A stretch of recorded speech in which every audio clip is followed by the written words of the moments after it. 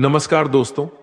इस वीडियो में हम बात करने वाले हैं श्रीमद् भगवद गीता के उन 18 अध्यायों की जिनमें छुपा है जिंदगी के हर मोड़ पर काम आने वाला वो गहरा ज्ञान जो हर इंसान के लिए है, चाहे वो किसी भी उम्र का हो, किसी भी पेशे में हो और किसी भी चुनौती से क्यों ना जूझ रहा हो। यह वीडियो कोई धार्मिक उपदेश नहीं है, बल्कि यह एक ऐसा सफर है जिसमें हम गीता को इस तरह समझने की कोशिश करेंगे कि वो हमारी रियल लाइफ में कैसे मदद कर सकती है। चाहे वो करियर से जुड़ा कोई कंफ्यूजन हो, रिश्तों की उलझन हो या फिर अंदर का कोई टूटा हुआ हिस्सा हो जिसे हम खुद भी नहीं समझ पाते। मैंने इसमें पूरे 18 अध्यायों को कवर किया है। हर अध्याय की शुरुआत में मैं आपको पहले ये बताऊंगा कि उस हिस्से से आपको क्या सीखने को मिलेगा, फिर उस ज्ञान को बहुत ही आसान और सीधे शब्दों में आपके सामने रखूंगा और अंत में ये भी समझाऊंगा कि ये बातें हमारे जीवन को कैसे बदल सकती हैं।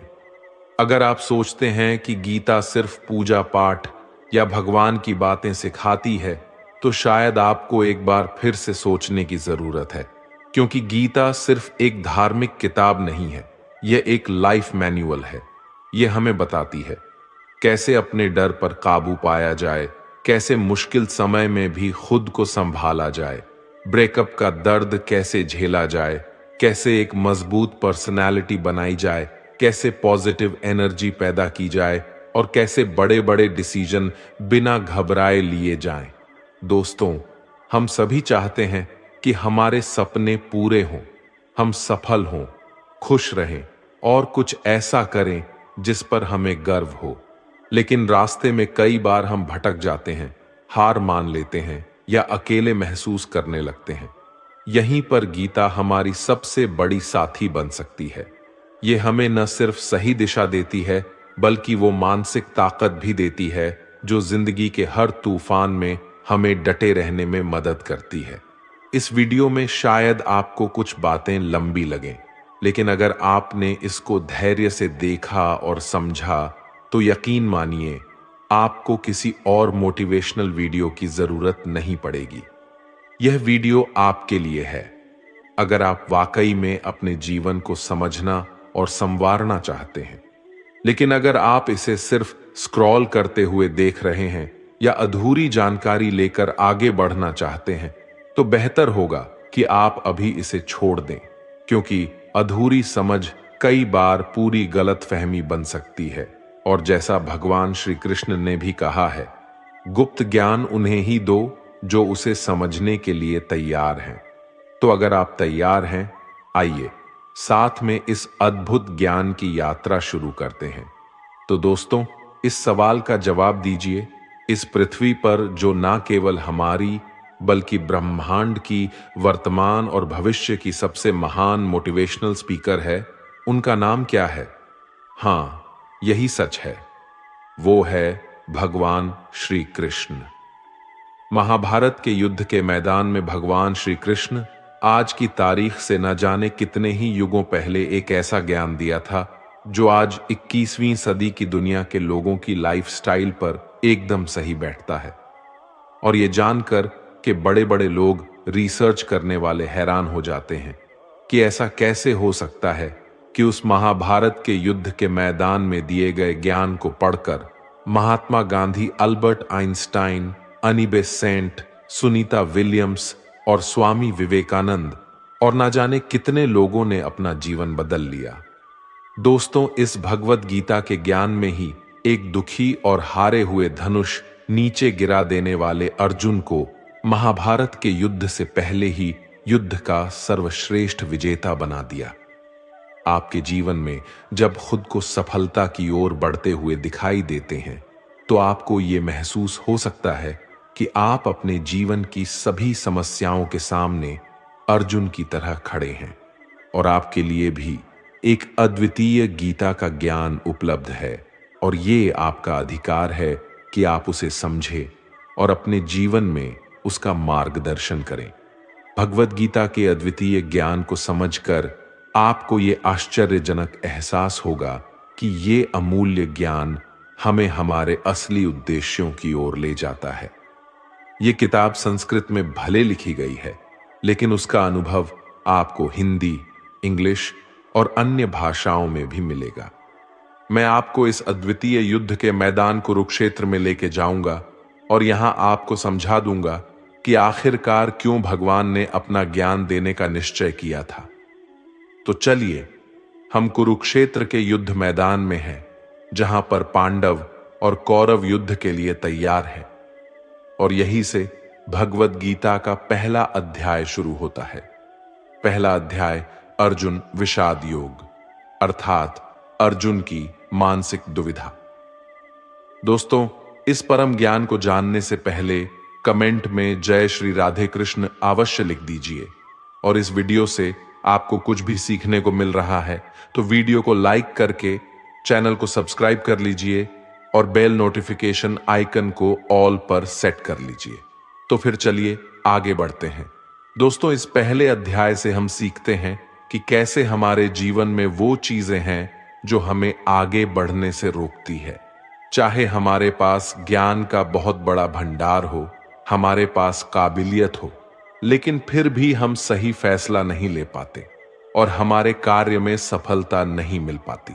इसके साथ ही हम जानेंगे कि कैसे सपनों को हकीकत में बदलने के लिए मानव कैसे परिवर्तित हो सकता है। कौरवों में दुर्योधन के मन में खुशियों की अनगिनत उम्मीदें थीं। उसके पास बड़ी सेना थी। उसके पास गुरु द्रोणाचार्य और गुरु कृपाचार्य जैसे महान योद्धा थे। पांडवों की सेना में अर्जुन, भीम और पांडवों के पांचों भाइयों के साथ भगवान कृष्ण भी थे। अब ये युद्ध पूरी तरह से परिवार के बीच होने वाला युद्ध बना हुआ था। पांडव और कौरव दोनों एक ही बड़े परिवार के थे और इसके बावजूद हर किसी में जीतने का इरादा था। भगवान श्री कृष्ण के साथ अर्जुन ने अपनी सेना को सामने लाकर खड़ा किया ताकि वो देख सकें कि उसको किन किन लोगों को मारना है। इस घड़ी में भगवान कृष्ण ने अर्जुन के रथ को मैदान के बीच में ले आए। वहां कुरुक्षेत्र के युद्ध मैदान में कौरवों की सेना में अर्जुन के सामने दादा भीष्म और गुरु द्रोणाचार्य खड़े थे। और गुरु द्रोणाचार्य ने ही अर्जुन को तीर चलाना भी सिखाया था। अर्जुन ने युद्ध के मैदान में जिधर देखा वहां दोनों ही और परिवार वाले और गुरुओं के शिष्य ही नजर आ रहे थे। इस दृश्य को देखकर अर्जुन बहुत ही दुखी हो गए और कृष्ण से बोले कि यहां तो हर कोई मेरा सगा संबंधी है। मैं अपने ही लोगों को युद्ध में नहीं मार सकता। मुझे इस राज्य के लिए तो क्या, अगर कोई तीनों लोक भी दे दे तो भी मैं ऐसा युद्ध नहीं करूंगा जिसमें मुझे अपनों को ही मारना पड़े। गीता के इस पहले अध्याय से हमें यह सीखने को मिलता है कि वास्तविक सोच कैसी होती है। हमें कभी कभी नहीं पता होता कि हमारे काम करने का इरादा क्या है, हम किस चुनौती का सामना करेंगे। और जब हम किसी बुरी स्थिति का सामना करते हैं तो हम संयम खो बैठते हैं, घबरा जाते हैं और अपना वास्तविक धर्म भूल जाते हैं। भले ही अर्जुन युद्ध कला में माहिर थे और वो युद्ध करने के लिए मैदान में धनुष उठाने की कला को सिखाने वाले गुरु द्रोणाचार्य के शिष्य थे, लेकिन वे अपने लगाव के कारण कर्म का सही फैसला नहीं ले पा रहे थे। इससे हमें यह सीखने को मिलता है कि जब हम जीवन में आगे बढ़ने के लिए तैयार होते हैं तो हमें अपने लगाव को खुद से दूर रखना चाहिए। मित्रों, आप इसे इस तरह से समझ सकते हैं। मान लीजिए आपका दिल से किसी व्यक्ति से गहरा प्यार है, लेकिन वो व्यक्ति आपके प्यार को समझने का मन नहीं रखते। इस बदले में आपको उसके प्रेम को प्राप्त करने के लिए मोहित नहीं होना चाहिए, क्योंकि लगाव किसी भी रूप में हानिकारक हो सकता है। जब तक ये लगाव है तब तक आप अपने आत्मा के धर्म को पूरा नहीं कर सकते। गीता का दूसरा अध्याय सांख्य योग, यानी कि पुरुष प्रकृति का विश्लेषण करना। मनुष्य 5 संख्या से बना है: आग, पानी, मिट्टी, हवा। अंत में मनुष्य इसी में मिल जाता है। भगवान श्री कृष्ण ने अर्जुन को बताया कि जीवन में सबसे बड़ा योग कर्म योग है। भगवत गीता के दूसरे अध्याय से हमें इमोशनल स्टेबिलिटी, आत्मा, मृत्यु, पुनर्जन्म और डिसीजन मेकिंग के बारे में सीखने को मिलता है। यहां हमें गुस्से के सबसे बड़े कारण और उनके समाधान के बारे में भी बताया गया है। जब अर्जुन ने युद्ध करने से मना किया तो सारथी श्री कृष्ण ने कहा, हे अर्जुन, ये तुम्हें अचानक से क्या हो गया है? तुम जैसे महान योद्धा के मुंह से ऐसी बातें शोभा नहीं देती। इसलिए अपने इस मन की कमजोरी को छोड़कर युद्ध के लिए फिर से खड़े हो जाओ। इस पर अर्जुन ने कहा कि इस युद्ध से बेहतर है कि मैं एक भिखारी बन जाऊं, क्योंकि मेरे पास यहां तक तो अपनी जिंदगी का कोई अहम मकसद ही नहीं है। मेरे पास सही और गलत का ज्ञान नहीं है, इसीलिए मैं आपसे मार्गदर्शन मांगता हूं। श्री कृष्ण मुस्कुराए। क्या कोई इंसान उनसे कुछ मांग सकता है और वो नहीं देंगे? यहीं से शुरू होता है भगवत गीता का ज्ञान, जिसे आपको भी अर्जुन की भावनाओं को जानना और समझना चाहिए। श्री कृष्ण अर्जुन को बोले, क्या तुम अचानक से डर रहे हो? तुम्हें डरना नहीं चाहिए, क्योंकि ये लोग तुम्हारे मारने से ही मरेंगे और तुम्हें ही उन्हें मारना होगा। इन सब लोगों का पिछले जन्म से और आगे के जन्म के साथ कोई संबंध नहीं है। वे तुम्हारे जैसे अनादि हैं। इसलिए जैसे कि तुम अपने पुराने कपड़े बदलकर नए पहनते हो, वैसे ही आत्मा शरीर को छोड़ देती है। हे अर्जुन, तू किसी मरे हुए इंसान को जीवित नहीं कर सकता, क्योंकि जीवन और मृत्यु का नियंत्रण सिर्फ मेरे पास है। तू तो उनकी मौत का सिर्फ एक कारण है, और ये लोग मरने के बाद भी मेरे ही पास आएंगे, क्योंकि वे शरीर नहीं है, वो तो आत्मा है, और आत्मा को किसी भी तरीके से नष्ट नहीं किया जा सकता। आत्मा अगले जन्म के लिए इस शरीर को त्याग देती है, जिस प्रकार तू अपने पुराने कपड़े बदलकर नए पहनता है। इसी तरह से जैसे कोई कछुआ खुद को खुद में ही समेट लेता है, वैसे ही मनुष्य अपनी इच्छाओं को वश में कर लेता है। जो व्यक्ति अपने मन की सभी इच्छाओं और कर्मों के परिणामों को सोचना छोड़ देता है, वही स्थिर बुद्धि कहलाता है। जिसके मन से हर प्रकार का डर, भावना और क्रोध खत्म हो जाता है, वही मनुष्य शांत रहता है। जब हम अपनी इच्छाओं को पूरा करने के बारे में सोचते रहते हैं, तो हमें वो इच्छाएं अच्छी लगने लगती है, तो हमें उन इच्छाओं को पूरा करने का मन करता है। और जब उन इच्छाओं को पूरा करने में कोई रुकावट आती है, तो हमें गुस्सा आ जाता है, और गुस्से में हम खुद को खो देते हैं, और फिर हम अपने कर्म और धर्म को भूलकर अपनी स्थिति से नीचे गिर जाते हैं। लेकिन जो व्यक्ति अपनी इच्छाओं को वश में करके उनका गुलाम नहीं होता, उसका अंतर्मन शुद्ध रहता है और उसके दुख का अंत हो जाता है। और जब उसके सभी दुख समाप्त हो जाते हैं, तो उसकी बुद्धि स्थिर हो जाती है। लेकिन जिसकी इच्छाएं और कामनाएं उसके मन से नहीं जाती हैं, वो मनुष्य कभी शांत नहीं हो पाता। और जब शांति ही नहीं मिल पाएगी, तो वो खुश कैसे रहेगा? उसकी हालात तो वो नाव की तरह होती है, जिसको उसकी इच्छाओं की किसी भी दिशा में ले जाने की छूट मिल सकती है। स्थिर बुद्धि वाले प्राणी समुद्र की तरह स्थिर रहते हैं, और इसी प्रकार के जीव मृत्यु के बाद मेरी शरण में आते हैं। मित्रों, अब हम इस अध्याय के वास्तविकता पर आते हैं, और आप में से कई लोग होंगे जिन्होंने अपने प्रियजनों को खो दिया है, और आज तक आप लोगों में से जिन्होंने भी अपने प्रियजनों की मृत्यु का दुख नहीं झेला है, उन्हें यह जान लेना चाहिए कि उनके जीवन में भी उनके अपने किसी सबसे प्रिय की मौत एक दिन अवश्य होगी।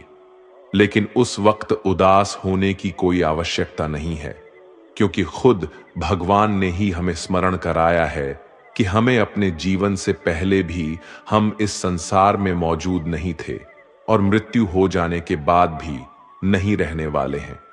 और इसलिए हमें मौत का डर नहीं होना चाहिए। इसका कारण ये है, या तो हम परमात्मा में हमेशा के लिए मिल जाएंगे, या हमारा पुनर्जन्म होगा। और जब सभी लोग आखिर में एक ही जगह मिलेंगे तो विलाप करने का क्या मतलब रह जाता है। और यही प्रकृति का नियम भी है। और आपको स्मरण रहे कि हम कोई शरीर नहीं है, हम तो केवल आत्मा है और उस परमात्मा के अंश है। और अगर हमें बनाने वाला ईश्वर है तो हमें उनमें ही मिलने का प्रयास करना चाहिए, उनमें ही लीन हो जाना चाहिए। यह संसार तो एक भ्रम है जिससे उस परमात्मा ने बनाया है। हमने देखा था कि अर्जुन निर्णय लेने में असमर्थ थे। जब भी हम कोई निर्णय लेते हैं तो एक और हमारा मुंह होता है और दूसरी ओर हमारा वास्तविक कर्म होता है। और इस खेल में हम वो नहीं कर पाते हैं जो हमारा असली काम होता है और जो हमें जीवन में सफलता के मार्ग पर आगे बढ़ने में मदद करता है। इससे हम एक एग्जाम्पल से समझते हैं। मान लीजिए आपको अपने घर से दूर कहीं किसी और शहर में शिक्षा के लिए या नौकरी के लिए या अपने किसी लक्ष्य को पूरा करने के लिए जाना पड़ रहा है, तो आपको अपने परिवार का मोह तो छोड़ना ही पड़ेगा। इसी तरह से आपको प्रत्येक निर्णय में यह ध्यान रहे कि आपके मोह और आपके वास्तविक कर्म में कौन ज्यादा महत्वपूर्ण है। इसके पश्चात हम चर्चा करेंगे कि हमारी समस्याओं का सबसे बड़ा कारण क्या है और उनका मुख्य समाधान क्या है। मित्रों, हमारे दुखों का सबसे महत्वपूर्ण कारण है हमारे खुद की इच्छाओं के बारे में विचार करना। जब हम अपनी इच्छाओं के बारे में सोचते हैं तो वक्त बीतने के बाद हम उन्हें पूरा करने की कोशिश करते हैं, और जब ये कोशिशें असफल हो जाती है तो हमारे अंदर क्रोध पैदा होता है। और क्रोध एक ऐसी चीज है जिसे कोई भी मनुष्य अपने शरीर को त्यागने से पहले नहीं छोड़ता है। तो फिर आप अपने जीवन के बाकी हिस्से में सच्ची खुशियों को कैसे प्राप्त कर सकते हैं? आप हमेशा अपने आप को समस्याओं से घिरा हुआ ही पाएंगे, क्योंकि ये दुनिया तो केवल आपकी खुद की छाया ही तो है। अब आप सोच सकते हैं कि जीवन में कोई इच्छा नहीं रखने से सफलता कैसे हो सकती है, कैसे आप अपना नाम कमा सकते हैं। इसके बारे में भगवान श्री कृष्ण ने कहा है कि सबसे पहले आपको अपने कर्म को पहचानना होगा, यानी आपके लिए वो क्या करना जरूरी है जो आपको अपने लक्ष्य की प्राप्ति में सहायक होगा। और इसके बाद सफल होने की उम्मीद या असफल होने का भय दिल में पैदा नहीं किए बिना अपने कार्य को कैसे करें, क्योंकि आपको लगेगा कि ये कार्य मैं नहीं बल्कि स्वयं भगवान कर रहे हैं। और इसी प्रकार आपकी हिम्मत भी कभी नहीं टूटेगी, क्योंकि आपको ये लगेगा कि आप खुद नहीं बल्कि परमात्मा कर रहे हैं। तीसरा अध्याय, कर्मयोग। भगवद गीता के तीसरे अध्याय में हम ये जानेंगे कि कौन सी दो चीजें हैं जो हमें इस दुनिया में सफलता प्राप्त करने में मदद कर सकती है।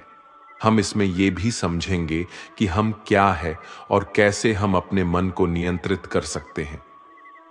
हम अपनी बुरी आदतों को कैसे छोड़ सकते हैं और अपनी मनचाही मंजिल कैसे प्राप्त कर सकते हैं। अर्जुन ने पूछा, क्या ज्ञान कर्म से ज्यादा महत्वपूर्ण है? आप तो सन्यासी बनने की बात कर रहे हैं, लेकिन फिर भी युद्ध करने की सलाह दे रहे हैं। कृपया बताएं, मैं ज्ञान का मार्ग चुनूं या कर्म का मार्ग? श्री कृष्ण ने उत्तर दिया, इस संसार में मैंने खुद दो प्रकार के योग दिए हैं। एक है ज्ञान योग और दूसरा है कर्म योग। तुम मनुष्य हो और तुम अपने शरीर के कर्मों को पूरी तरह से छोड़ नहीं सकते। तुम्हें हर दिन काम करना ही पड़ेगा, जैसे कि तुम्हें खाना खाना है और सांस लेना है। और अगर तुम अपनी इच्छाओं को किसी भी प्रकार से रोकने की कोशिश करोगे तो तुम्हारे मन में कभी भी ये संदेह नहीं होने वाला कि तुम अपनी इच्छाओं के बारे में नहीं सोचोगे। इसका अर्थ है कि तुमसे जाने अनजाने में कर्म तो हो ही जाएगा, क्योंकि तुम मनुष्य ही तो हो, तो तुम अपने धर्म से भी बंधे हो। इसलिए तुम्हारे लिए सन्यास के रास्ते की जगह कर्म का रास्ता ज्यादा सही है। मतलब ज्ञान योग या सांख्य योग की जगह कर्म योग उचित होगा। इसलिए तुम ये सोचो कि ये काम तुम नहीं कर रहे हो, बल्कि तुम्हारा शरीर प्रकृति का गुलाम होकर कर रहा है। फल की इच्छा किए बिना अपना कर्म योग को करो, क्योंकि अगर तुम अपने आप को स्वयं के कर्म का करने वाला नहीं मानोगे तो मैं तुम्हारा कर्ता बनूंगा, और जब मैं तुम्हारा कर्ता बनूंगा तो तुम्हें बिना मांगे ही वो सभी सुख सुविधाएं दूंगा जिसकी तुम्हें जरूरत होगी। अगर तुमने बिना मेहनत किए ही सुख सुविधाओं और राज्य का भोग किया तो तुम एक चोर की भांति हो जाओगे और तुम कभी परमात्मा यानी कि मुझसे नहीं मिल पाओगे, मुझ में लीन नहीं हो पाओगे। जिस तरह से महान लोग खाने के लिए नहीं बल्कि जीने के लिए खाते हैं, उसी तरह से तुम भी परिणाम के लिए नहीं बल्कि भलाई के लिए युद्ध करो। हे अर्जुन, तुम मनुष्य में सबसे बड़े हो, इसलिए जैसा तुम करोगे ठीक वैसा ही तुम्हारी संतान या आने वाली सभी पीढ़ियां करेंगे। अर्जुन, तुम मुझको ही देख लो, मैं तो भगवान हूं।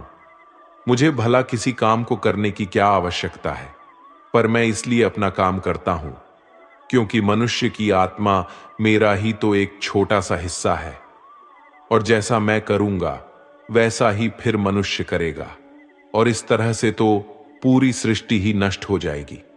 कोई अगर तुम्हारा साथ भी ना दे या तुम्हारी बुराई भी करे तो तुम उनको बिना कुछ कहे सिर्फ अपना कर्म करते जाओ, और ऐसा करने पर वो मनुष्य भी कुछ समय बाद तुम्हारे जैसा ही करना शुरू कर देगा। जो मनुष्य ये सोचता है कि वो कर्म खुद कर रहा है, उससे बड़ा मूर्ख और दुखी इस दुनिया में कोई नहीं है, और ज्ञानी लोगों के द्वारा ऐसे मूर्खों पर कभी ध्यान नहीं देना चाहिए। इसलिए हे अर्जुन, तू भी अपने आप को इस कर्म के बंधन में ना बांधकर बिना किसी आशा के, दया के और पश्चाताप के इस युद्ध को लड़। हे अर्जुन, खुद का धर्म और कर्म दूसरों के धर्म और कर्म से ज्यादा अच्छा और बड़ा समझा जाना चाहिए, भले ही हमारे द्वारा खुद के धर्म और कर्म के पालन करने में कोई कमी या कसर क्यों ना रह गई हो। अर्जुन ने फिर से पूछा कि अगर मनुष्य परमात्मा का अंश है तो उससे गलतियां क्यों हो जाती है और वो बुरे काम क्यों करता है। भगवान श्री कृष्ण बोले कि मनुष्य शरीर भोग विलास करना चाहता है क्योंकि उसकी प्रकृति वैसे ही है, जैसे अगर उसकी कामना पूरी नहीं होती तो वो गुस्से में आ जाता है, और जिस तरह धुएं की वजह से आग दिखाई नहीं देती, उसी तरह क्रोध और काम की वजह से मनुष्य को अपना कर्म, धर्म और ईश्वर दिखाई नहीं देते, और इसी वजह से क्रोध और कामनाओं में आकर मनुष्य अपनी इंद्रियों और मन पर कंट्रोल खो देता है और ना चाहते हुए भी बुरे काम और गलतियां कर बैठता है। हे अर्जुन, तुम हमेशा याद रखना, इस शरीर से ज्यादा शक्तिशाली है इसकी इंद्रियां, इंद्रियों से ज्यादा शक्तिशाली है मन, और मन से शक्तिशाली है बुद्धि, और बुद्धि से ज्यादा शक्तिशाली है तुम, यानी कि तुम्हारी आत्मा। इसलिए हे अर्जुन, तू अपनी आत्मा से अपनी बुद्धि को वश में कर, तो तुम्हारी बुद्धि मन को वश में करेगी, और फिर मन तुम्हारे इंद्रियों को वश में करेगा, और इंद्रियां तुम्हारे शरीर को, यानी कि तुम्हारे बुरे कर्मों को। मित्रों, श्री कृष्ण द्वारा कही गई बातों को अगर हम आज के परिवेश में देखें तो इस दुनिया में परिणाम दो चीजों से आती है, ज्ञान और कर्म, यानी कि नॉलेज और एक्शन। आज की दुनिया में हम दोनों चीजों को जोड़कर देखें तो हमारे लिए एक्शन भी उतनी ही जरूरी है जितना ज्ञान, यानी कि नॉलेज। ज्ञान का मतलब ये नहीं है कि आप कुछ भी उठाकर पढ़ लिया, बल्कि नॉलेज का मतलब तो ये है कि आप ये सबसे पहले जान लें कि आपके लक्ष्य क्या है, आपकी काबिलियत और आपकी समस्या क्या क्या है, और इन सबको मिलाकर अपने लक्ष्य तक पहुंचने की आपकी प्लानिंग क्या क्या है। ये है आपकी ज्ञान, यानी कि नॉलेज। इसके अलावा आपको एक और चीज ध्यान में रखनी है कि आप शरीर नहीं हो, आप केवल एक आत्मा हो। आपकी आत्मा, यानी कि आप खुद अपनी अच्छी बुरी भावनाओं, अपने विचार से भी बहुत ऊपर हो, और अगर आप इस तरह से सोचोगे तो अवश्य ही आपकी समस्याएं दूर हो जाएंगी और वो बहुत छोटी लगने लगेगी। इस अध्याय में आगे बढ़ने पर हम दूसरे रास्ते के बारे में जानेंगे। श्री कृष्ण कहते हैं कि हमें कभी ये नहीं सोचना चाहिए कि कर्म हम कर रहे हैं। हमें ये सोचना है कि हमारे द्वारा ईश्वर कर रहे हैं। और जब हम इस तरह से सोचेंगे तो हमारे जीवन में दो अच्छे प्रभाव होंगे। पहला ये कि आप अपनी मेहनत के परिणाम को लेकर आपको कोई भी टेंशन नहीं होगी, और दूसरा ये कि आप अपने मन को स्थिर करके सबसे ज्यादा मेहनत करने लगोगे। सभी शब्दों की बजाय ये आपको समझना चाहिए कि आपको कभी भी अपने कर्मों के परिणामों पर खुश या दुखी होने का अधिकार नहीं है, क्योंकि श्री कृष्ण के उपदेशों के अनुसार मनुष्य को केवल कर्म करने का अधिकार है। इसके साथ ही आप किसी भी बुरी आदत से कैसे मुक्त हो सकते हो, इसका विचार करें। इसे बहुत ही सरल शब्दों में समझाया जा सकता है। आप अपने आप को भगवान का छोटा सा अंश अर्थात आत्मा ही समझे, और इसके बाद आप जब अंतर ध्यान से यानी अपने आत्म के ध्यान से अपने मस्तिष्क को नियंत्रित रखोगे और मस्तिष्क से अपने मन को, और फिर जब आपका मन आपके शारीरिक इंद्रियों को नियंत्रित कर लेता है तो बुरी आदतों को छोड़ना कुछ भी मुश्किल नहीं होगा। अध्याय 4 ज्ञान कर्म संन्यास योग यानी सगुण भगवान का प्रभाव और कर्म योग का विषय।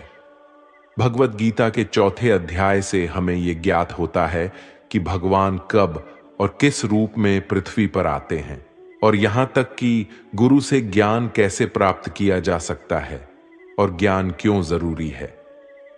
श्री कृष्ण ने अर्जुन से कहा, है अर्जुन, मैंने इस महान गीता ज्ञान को बहुत पहले बताया था, लेकिन समय के साथ वो ज्ञान समाप्त हो गया है।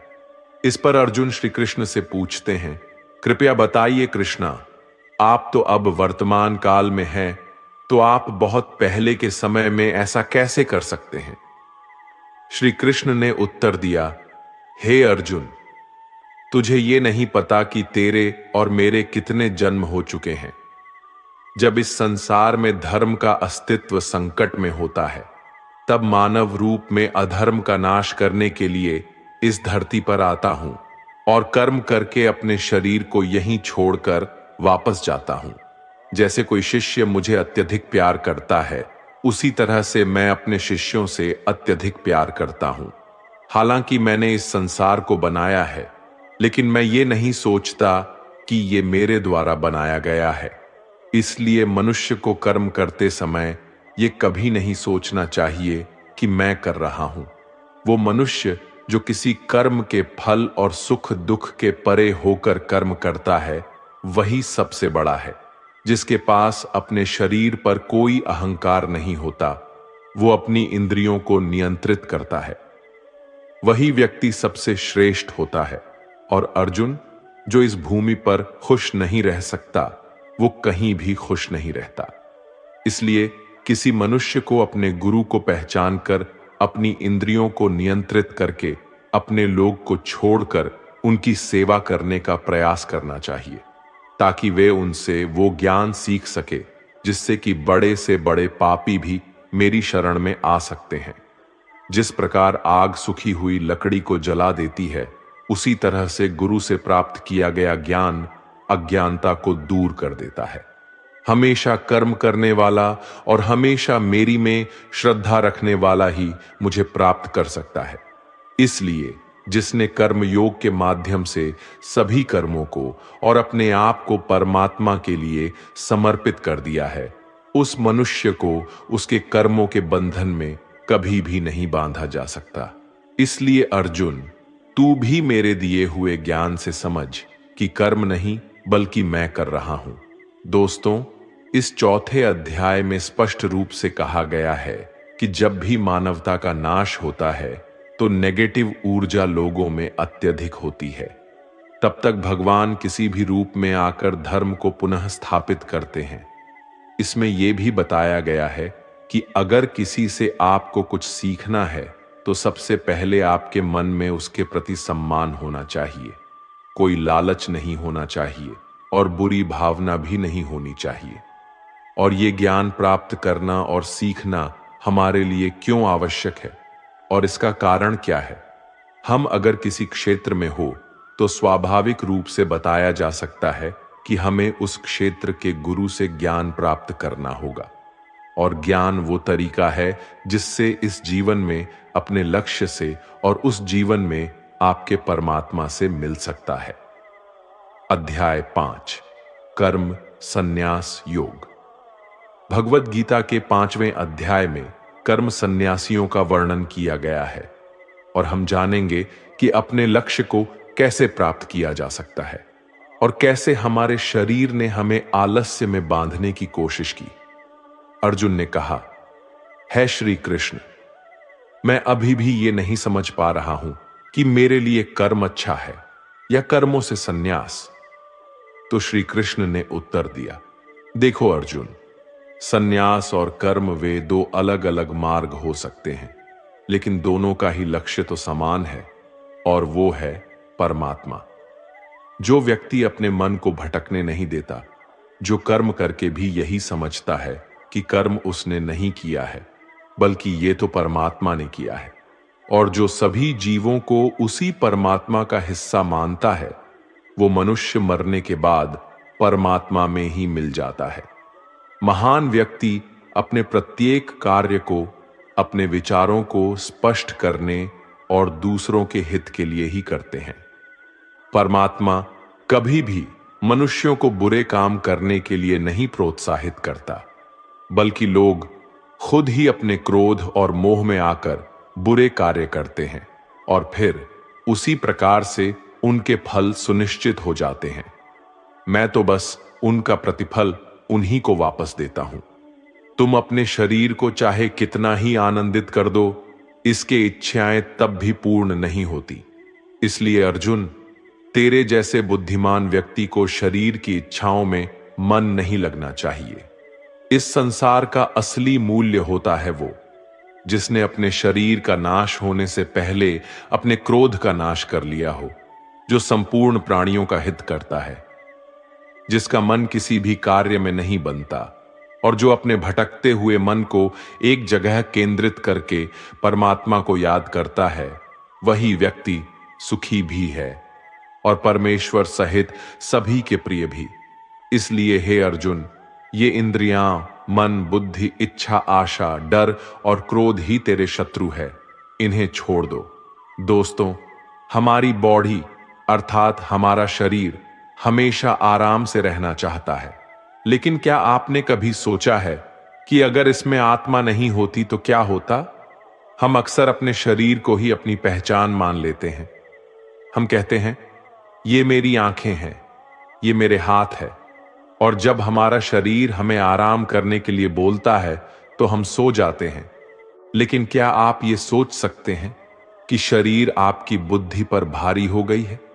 इसलिए आपको यह समझना होगा कि आप एक आत्मा हैं और आपको अपनी बुद्धि से अपने शरीर को चलाना होगा। दोस्तों, जो रास्ते भगवत गीता में दिखाए जा रहे हैं, वे मानवों को परमात्मा से मिला देते हैं।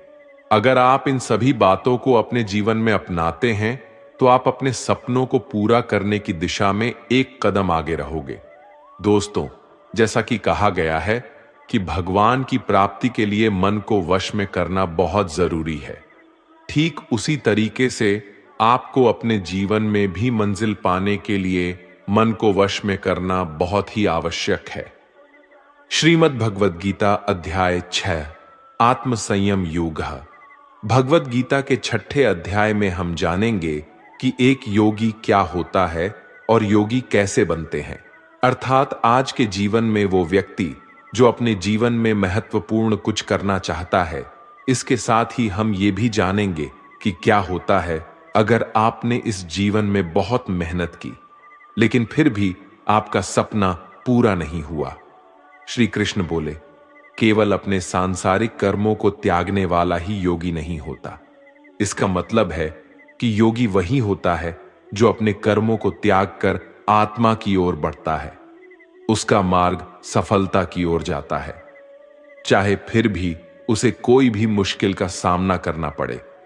योगी अपने उद्देश्य को हासिल करने में सफल होता है क्योंकि उसका मन परमात्मा की ओर होता है। वो व्यक्ति जो करने योग्य सभी कार्य को पूरी ईमानदारी से निभाता है, उसके फल की प्राप्ति की लालसा नहीं करता, वही असली योगी कहलाता है। जो व्यक्ति अपने मन पर विजय पा लेता है, उसके लिए संसार में और कुछ जीतने की अत्यंत आवश्यकता नहीं होती, और जिसका मन इधर उधर चलता रहता है, उसके लिए संसार में कुछ भी प्राप्त करना सरल नहीं होता, क्योंकि हमारा प्रिय मन हमारा साथी होता है, और अगर हम उसके गुलाम बन जाते हैं तो वो हमारा सबसे बड़ा दुश्मन बन जाता है। जो व्यक्ति अपने मन के और संसार के किसी भी विचार या वस्तु से प्रभावित नहीं होता, और जो मित्र, शत्रु, महात्मा, पापी, जीव, जंतु आदि के प्रति समान दया भाव रखता है, वही योग्य की वास्तविक पहचान होती है। इसलिए हे अर्जुन, और जब इस प्रकार का योग भाव आता है तो किसी भी आशा के बिना, किसी भी डर के बिना अपने मन को मित्र बनाकर उसे मेरे ध्यान में समर्पित होना चाहिए। वो योगी उचित आहार और नींद उतना ही लेता है जितना आवश्यक हो, जो हमारे शारीरिक और मानसिक स्वास्थ्य के लिए महत्वपूर्ण है। इस प्रकार का योगी अपने शब्दों पर सदा स्थिर रहता है, जैसे कि शांत हवा में दीपक की लौ स्थिर होती है। जब जब उसका मन भटके, तब तब उसे वही इच्छा को वश में करके पूरा मन को संयमित करना चाहिए। और जब योगी इस पूरे ध्यान की अवस्था में आ जाता है, तो बड़े से बड़ा दुख भी उसको उसके स्थान से नीचे नहीं गिरा सकता। अर्जुन ने कहा, लेकिन है कृष्णा, ये मन बहुत ही अधीर और चंचल होता है। तो श्री कृष्ण ने जवाब दिया, हां, ये सत्य है कि मन को नियंत्रित करना कठिन है, लेकिन ये भी याद रखो कि बार बार आत्मविश्वास और योगाभ्यास से असंभव को भी संभव बनाया जा सकता है। इस तरह से हम अपने मन को वश में करके अपने जीवन को अधिक सफलता की ओर ले जाते हैं। अर्जुन ने पुनः पूछा, है कृष्ण, अगर कोई योगी इस प्रकार से ध्यान में निश्चित रहकर योग करता है, लेकिन अंत में किसी कारणवश उसका मन भटकने लगे, तो क्या उसका सारा प्रयास व्यर्थ हो जाएगा? श्री कृष्ण बोले, नहीं अर्जुन, निरंतर परमात्मा की दिशा में बढ़ना हर आत्मा का अधिकार है। अगर किसी कारणवश वो योगी ध्यान से भटक जाता है, तो भी वो पुण्य पुरुषों के लोक में कई वर्षों तक सुख और आनंद का अनुभव करता है, और वहां पर वो ध्यान भ्रष्ट योगी भी सुख में समय बिताने का अवसर प्राप्त करता है। फिर उस योगी की आत्मा जो ध्यान में भ्रष्ट हो गई थी, वो पुनः उसी पुण्य पुरुष के परिवार में जन्म लेती है, और उस तरह से उसकी आत्मा की यात्रा वहीं से शुरू होती है जहां से उसने पिछले जन्म में समाप्ति की थी। इस तरह वो एक नए रूप में और नए जीवन की ओर बढ़ता है, परमात्मा से मिलन के लिए फिर से प्रयास करता है। अर्थात पिछले जीवन में किया गया योग कभी भी व्यर्थ नहीं जाता, लेकिन एक योगी जो निरंतर प्रयास करता है, वो इसी जीवन में अपने जीवन चक्र से मुक्त होकर परमात्मा में विलीन हो जाता है। एक योगी तपस्या और विद्वानों से भी श्रेष्ठ होता है। इसलिए अर्जुन, तू भी योगी बन, क्योंकि जो सबसे श्रेष्ठ योगी होता है, वो मेरा भी परम प्रिय होता है। दोस्तों, हर व्यक्ति जिसकी आंखों में कुछ बड़ा करने का सपना होता है, उसको अर्जुन की तरह ही एक योगी बनना चाहिए। योगी वो व्यक्ति होता है जो पूरी तरह से भावनाओं के साथ होता है, जो न्यूट्रल रूप से दूसरों के विचारों पर ध्यान नहीं देता और हमेशा अपने लक्ष्य को पूरा करने के लिए मेहनत करता है। लेकिन दोस्तों, जीवन का कोई भी पथ किसी के लिए भी पूरी तरह से पूर्ण नहीं होता, ये बात हमेशा याद रखनी चाहिए। क्या कोई इंसान उसके सपने पूरे होने से पहले ही मर जाता है, तो उसकी मेहनत की कीमत किसी काम की नहीं रहती और अपने सपने सपने ही रह जाते हैं? ऐसा क्यों होता है? तो इसका जवाब इसमें छिपा है कि एक बहुत ही गुप्त बात है, जिसे भगवान श्री कृष्ण ने इस अध्याय में बताया है कि अगर आप मेहनत कर रहे हैं और आपने बहुत अनुभव जमा लिया है, बहुत सारा ज्ञान प्राप्त कर लिया है, फिर भी आपको अपनी मंजिल नहीं मिल रही है और किसी कारणवश आपको असफलता का सामना करना पड़ रहा है, तो भी आपकी मृत्यु हो जाए या फिर आप सपनों को पूरा करने के लिए बूढ़े हो जाए, तो इस प्रकार के मरने के बाद भी आपके स्वर्ग में आपके कर्मों के अनुसार आनंद मिलेगा। और जब आपके अच्छे कर्मों का बैलेंस खत्म हो जाएगा, तो फिर से धरती पर जन्म लेके वापस आएंगे। और जन्म भी ऐसे माहौल या घर में होगा जिसमें आपको पिछले जन्म के ज्ञान का स्तर पाने के लिए मेहनत नहीं करनी होगी। वो तो स्वतः आपको मिल जाएगा। आपको फिर उसके बाद के ज्ञान को पाने के लिए एक पुनः पूरी नई जिंदगी मिल गई होती है। ऐसा मैं नहीं, बल्कि भगवान श्री कृष्ण ने भी योगियों के बारे में इस गीता के 6ठे अध्याय में बताते हुए कहा है। और उन्होंने उन लोगों के लिए भी विशेष बनाया है जो सच में बहुत ज्यादा मेहनत करते हैं। मित्रों, ट्रू लाइफ स्पिरिचुअल ज्ञान पर आप सुन रहे हैं संपूर्ण भगवत गीता का सार। इस परम ज्ञान आपको अच्छी लग रही है तो कमेंट में जय श्री राधे कृष्ण अवश्य लिख दीजिए। और इस वीडियो से आपको कुछ भी सीखने को मिल रहा है तो वीडियो को लाइक करके चैनल को सब्सक्राइब कर लीजिए और बेल नोटिफिकेशन आइकन को ऑल पर सेट कर लीजिए। चलिए आगे बढ़ते हैं। श्रीमद् भगवद गीता अध्याय 7 ज्ञान विज्ञान योग। इस अध्याय में जो भगवान का ज्ञान है, हमें यह बताया गया है कि ईश्वर कैसे संसार को नियंत्रित करते हैं। ईश्वर को कौन से भक्त सबसे अधिक प्रिय होते हैं, इसके बारे में भी ये जानकारी दी गई है। लेकिन ये सवाल हम सबके मन में उठता है कि क्यों इंसान भगवान को नहीं पहचान पाता है। भगवान कृष्ण इस प्रश्न का उत्तर देते हुए कहते हैं कि हे अर्जुन, अब मैं तुझे वो बात बताऊंगा जिन्हें जानकर तू इस संसार में किसी और ज्ञान की तलाश में नहीं भटकेगा। हजारों लोगों में से कोई एक ही होता है जो ब्रह्म ज्ञान की खोज करता है और वो कोशिश करके ही उसे प्राप्त करता है। और ऐसे हजारों कोशिशें करने वालों में से कोई एक ही मेरे प्रेम में विश्वास और समर्पण के साथ प्राप्त कर पाता है। मेरे 2 रूप हैं, एक जन रूप जिसमें पृथ्वी, वायु, जल, अग्नि और आकाश, साथ ही मन, बुद्धि और अहंकार है। वही दूसरा है चेतना रूप, जिसमें सृष्टि का चक्र है। समय को भी मैं ही निरंतर चलाता हूं। जल, ओमकार, चंद्रमा, सूरज मैं ही हूं।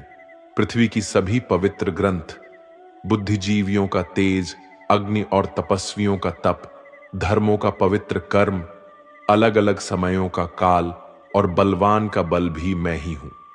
इस संसार के लोग सांसारिक गुणों के बंधन में जकड़े हुए हैं, इसलिए मैं किसी को अपने असली रूप में नहीं दिखाई देता हूं। और वास्तविकता में ये संसारी गुण भी मेरी माया ही तो है। मगर जो मनुष्य इस मोह माया को तोड़ देता है, वो मेरा भक्त बन जाता है। माया के जाल में फंसे हुए मूर्ख लोग मेरी शरण में नहीं आ सकते हैं। कोई भी भक्त 4 विभिन्न प्रकार से मेरी पूजा करता है। कोई प्राप्ति की इच्छा रखने वाला, कोई दुख के समय मुझे याद करने वाला और कोई मुझे पहले से ही जानने वाला। लेकिन इनमें से मुझे सबसे अधिक प्रेम करने वाला ज्ञानी भक्त पसंद है। ये चारों भक्त दयावान होते हैं, लेकिन ज्ञानी पुरुष तो मानो मेरा ही रूप है। और ज्ञानी भक्तों में से वो व्यक्ति भी शामिल है जिन्होंने मुझे बहुत सारे जन्मों से माना है और मृत्यु उसके बाद भी उनकी आत्मा मुझ में ही मिल जाती है। जो भक्त किसी इच्छा की पूर्ति के लिए किसी देवता की पूजा करते हैं, उनकी आस्था में मैं वही देवता बना देता हूं और उस भक्त को अंततः वो देवता प्राप्त हो जाते हैं। इस फल की अवधि समय सीमित होती है। अगर कोई भक्त मेरी पूजा करने के लिए किसी भी तरह का प्रयास करता है तो मैं उसे अपना बना लेता हूं, जबकि दूसरी तरफ वे मूर्ख जो मुझे जन्म लेने और मरने वाला मानते हैं, वो मुझे प्राप्त नहीं कर पाते हैं। मैं भूतकाल, वर्तमान और भविष्य को जानता हूं, हालांकि श्रद्धा रहित लोग मुझे नहीं जान सकते।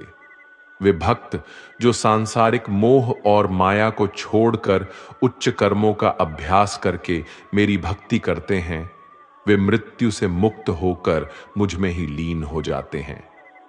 जब आप अपने जीवन में कोई लक्ष्य स्थापित करते हैं तो समय बीतने के बाद वो लक्ष्य भूलने की आशंका हो सकती है, क्योंकि विभिन्न विचारों और कार्यों की बहुत अधिक चिंता होती है। भगवान श्री कृष्ण ने यह बताया है कि माया के जाल में फंसे व्यक्ति भगवान को भूल जाते हैं और इसी तरह कई बार अपने महत्वपूर्ण लक्ष्य को भी भूल जाते हैं और उन्हें लगता है कि उन्होंने जो लक्ष्य निर्धारित किया है वो तो बेकार है, व्यर्थ है। वो सोचते हैं कि लाइफ तो केवल मजे लेने के लिए है, क्या पता कल रहूं ना रहूं। और इस तरह की सोच रखने वाले व्यक्ति को गीता में मूर्ख कहा गया है, जो इतना भी नहीं जानते ये जो डिस्ट्रैक्शन है या ये जो भटकाव है, ये मेहनत करने वालों को बस आजमाता है और ज्यादातर लोग इसी भटकाव में बंद करके रह जाते हैं। वहीं दूसरी तरफ जो लगातार बिना डिस्ट्रैक्ट हुए कठिन परिश्रम करता है, वही व्यक्ति सफलता को प्राप्त कर पाता है और इसके मन को शांति प्राप्त होती है। अध्याय 8 अक्षर ब्रह्म योग। इस अध्याय में हम जानेंगे कि भगवान क्या है और उन्हें कैसे प्राप्त किया जा सकता है, देवता क्या होते हैं और इस संसार का कारण क्या है। ये सभी बातें हम इस अध्याय में सीख सकते हैं। अर्जुन ने पूछा, है कृष्णा, परम ब्रह्म क्या होता है? आध्यात्म का स्वरूप क्या होता है? कर्म क्या होता है? यह संसार कैसे चलता है? और देवता कौन होते हैं? इसलिए इस अध्याय में अर्जुन के इन सभी प्रश्नों के उत्तर भगवान श्री कृष्ण द्वारा दिए गए हैं। श्री कृष्ण कहते हैं कि जीवों की वास्तविकता ही आध्यात्म होती है। कर्म हमारे द्वारा पास्ट में किया गया त्याग होता है, जिसका परिणाम हमें वर्तमान में मिलता है। उसी तरह से हमारे वर्तमान में किए गए कर्म या त्याग वो भविष्य में मिलने वाले परिणामों को ही जन्म देते हैं। इस संसार का निर्णय करता वो मैं ही हूं। और जब कोई व्यक्ति अंत के क्षण में अपने मन में वही भाव और अपने ध्यान को उसी भाव में स्थिर करके शरीर को छोड़ता है, तो वो उसी भाव को प्राप्त करता है। इसलिए मुझे याद करने वाले हमेशा मेरे पास आते हैं। इसलिए अर्जुन, तू भी मुझ में ही ध्यान कर और युद्ध करके तू मुझे ही पाएगा। वे लोग मुझे सदैव याद करते हैं, वे सरलता से मेरे पास आते हैं और जो मेरे पास आते हैं उनके जन्म मरण का चक्र समाप्त हो जाता है। उनके सारे दुख हमेशा के लिए खत्म हो जाते हैं। श्रीमद् भगवद गीता के अनुसार सहस्त्र युग अहर युद्ध ब्राह्मणों विदु, अर्थात ब्रह्मा का एक दिन 1000 महायुग के बराबर होता है। इसके अनुसार ब्रह्मा का एक दिन 4 अरब 32 करोड़ 100 वर्ष होता है। इसी प्रकार इतनी ही अवधि ब्रह्मा की रात्रि की भी होती है। ब्रह्मा के एक दिन की सुबह में ही संपूर्ण संसार का निर्माण होता है और रात के प्रारंभ में ही वो संसार फिर से ब्रह्मा में ही समा जाता है और इस चक्र में लगातार पुनर्जन्म का चक्र चलता ही रहता है। लेकिन जो मेरे भक्त होते हैं उन्हें शीघ्र ही इस चक्र से मुक्ति मिल जाती है। इसलिए हे अर्जुन, मैं तुझे वो 2 मार्ग बताता हूं जिससे लोग या तो मोक्ष को प्राप्त करते हैं या फिर से इस संसार में उन्हें वापस आना पड़ता है। जब सूर्य का प्रकाश होता है तो शुक्ल पक्ष चल रहा होता है और सूर्य उत्तरायण में होता है। जब कर्मयोगी जो शरीर छोड़ने वाला होता है मेरे पास हमेशा के लिए आ जाता है और जब रात्रि होती है तो कृष्ण पक्ष आता है और सूर्य दक्षिणायन में मौजूद होता है। उस समय पर कर्मयोगी अपने शरीर को त्याग कर परलोक में जाते हैं और वहां बहुत समय तक आनंद सुख भोगते हैं। फिर संसार में उन्हें वापस आना ही पड़ता है। केवल एक योगी ही इस रहस्य को समझकर सभी कर्मों के फलों के मोह को छोड़कर परम ब्रह्म में मिल पाता है।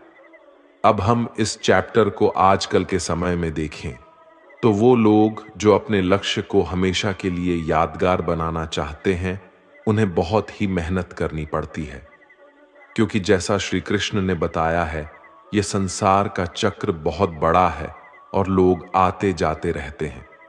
लेकिन वे लोग जो अपने जीवन में अद्वितीय निश्चय रखते हैं, उन्हें ज्ञान योगी और कर्म योगी बनना होता है। ब्रह्मा का एक दिन बहुत लंबा होता है। इसका मतलब है कि यह ब्रह्मांड बहुत पहले से मौजूद है और बहुत आगे तक चलेगा, और हमारा जीवन इस ब्रह्मांड के सामने बहुत छोटा होता है।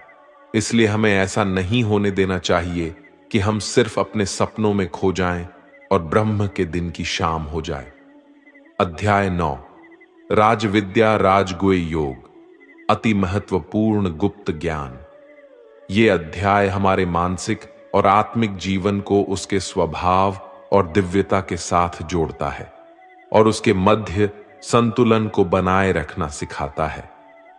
इस अध्याय में हम ये भी जानेंगे कि जब हम अलग अलग देवी देवताओं की पूजा करते हैं तो इससे क्या होता है, तो ऐसा क्यों करते हैं और उसके परिणाम क्या होते हैं। श्री कृष्ण कहते हैं, वो मनुष्य जो मुझ में श्रद्धा नहीं रखते, वो इस संसार में बार बार दुख झेलने के लिए आते जाते रहते हैं। मैं इस संसार को बार बार उत्पन्न और समाप्त करता हूं। मैं ही मनुष्यों को उनके कर्मों के अनुसार फल देता हूं, पुनर्जन्म देता हूं। लेकिन मुझे अपने कार्य का कोई भी घमंड नहीं है। मैं ऐसा करते हुए भी इस कर्म के बंधन में नहीं फंसता। सब कुछ करते हुए भी मैं नहीं मानता कि मैं कुछ कर रहा हूं। मेरी माया जाल में फंसने वाले और मुझे समझने में असमर्थ लोग और बेकार की आशा और निरर्थक काम करने वाले लोग हमेशा इसी संसार में बंधे रहते हैं। वो वेदों को पढ़कर स्वर्ग की प्राप्ति के लिए मेरी पूजा करते हैं। वे लोग इंद्रा के स्वर्ग के सुख का आनंद उठाते हैं, लेकिन उनके स्वर्ग के सुख तब तक ही बने रहते हैं जब तक कि उनके मानव जीवन के पुण्य समाप्त नहीं हो जाते हैं। और जब उनके पुण्य समाप्त हो जाते हैं तो उन्हें फिर से इसी पृथ्वी पर जन्म लेने का अवसर मिलता है। किंतु जो मुझे, मतलब परमेश्वर को ही सब कुछ मानकर अपने कर्म फल को त्याग कर निरंतर प्रेम करते हैं, मैं उनकी न केवल सभी आवश्यकताओं को पूरा करता हूं, बल्कि उन्हें सदैव मेरी शरण में स्थान देता हूं। भूतों और पितरों को पूजने वालों का ज्ञान कम होता है और वो फिर से इस मृत्यु लोक में आते ही है। इसलिए अर्जुन, यदि तू कुछ भी कर्म करता है और दान देता है तो उसे मुझ में स्मरण करके कर, तो वो मुझे ही प्राप्त हो जाएगा। मेरे लिए प्रिय और अप्रिय सब बराबर है। यहां तक कि अगर कोई बहुत ही अत्याचारी हो, चाहे स्त्री हो या पुरुष, चाहे राजा हो या भिखारी, वो मुझ में ही समर्पित होकर इस अनंत सागर को पार कर पाता है। इस प्रकार अगर तू खुद को मुझ में अर्पित करेगा तो मैं ही तुझे प्राप्त होऊंगा। मित्रों, इस अध्याय में श्री कृष्ण कहते हैं कि जो कोई भी भक्त सच्चे मन से किसी ईश्वर में पूजा और आदर उस ईश्वर के प्रति रखता है, तो मैं उसके इस भक्ति को उस ईश्वर से जोड़ देता हूं। अध्याय 10, विभूति योग। यह अध्याय बहुत ही महत्वपूर्ण है क्योंकि इस अध्याय में भगवान श्री कृष्ण अपने दिव्य रूप की महत्वपूर्ण चर्चा करते हैं और अर्जुन को उनकी महिमा का दर्शन कराते हैं। यह अध्याय हमें यह बताता है कि भगवान कैसे हमारे चारों ओर मौजूद हैं और हमारे जीवन में उनका साक्षात्कार कैसे किया जा सकता है। वैसे तो आपने कई बार सुना है कि भगवान ऐसे है, भगवान वैसे है, सभी जगह है, प्रत्येक कण में है। श्री कृष्ण कहते हैं, हे अर्जुन, तू मेरा सच्चा मित्र है और मुझसे प्रेम करता है। इसलिए अब मैं तुझे स्वयं का वास्तविक परिचय देता हूं। मेरे जन्म के बारे में किसी को नहीं पता, लेकिन जो ये जानता है कि मैं कभी नहीं जन्म लेने वाला और कभी भी नहीं मरने वाला हूं, वही सबसे बड़ा ज्ञानी है। ज्ञान और मूर्खता, सत्य और झूठ, सुख और दुख, मन और बुद्धि, रचना और नाश, कृति और अपमान सहित सभी भाव वास्तव में मैं ही हूं। इस जगत में जिस किसी ईश्वर की पूजा की जाती है वो असलियत में मैं ही हूं। दोस्तों, इस अध्याय में भगवान ने हमें यह दिखाया है कि वे हमारे जीवन के हर पहलू में मौजूद हैं। वे सबके आदर्श सूरज, चंद्रमा, वायु, अग्नि, धन, ज्ञान, ब्रह्मा, विष्णु, शिव, इंद्र, गरुड़, यमराज, गणित, गायत्री मंत्र, ऋतु, वसंत, निश्चय, भक्ति, विजय, रणनीति, रहस्य, मौन और अनगिनत अन्य रूपों में प्रकट होते हैं।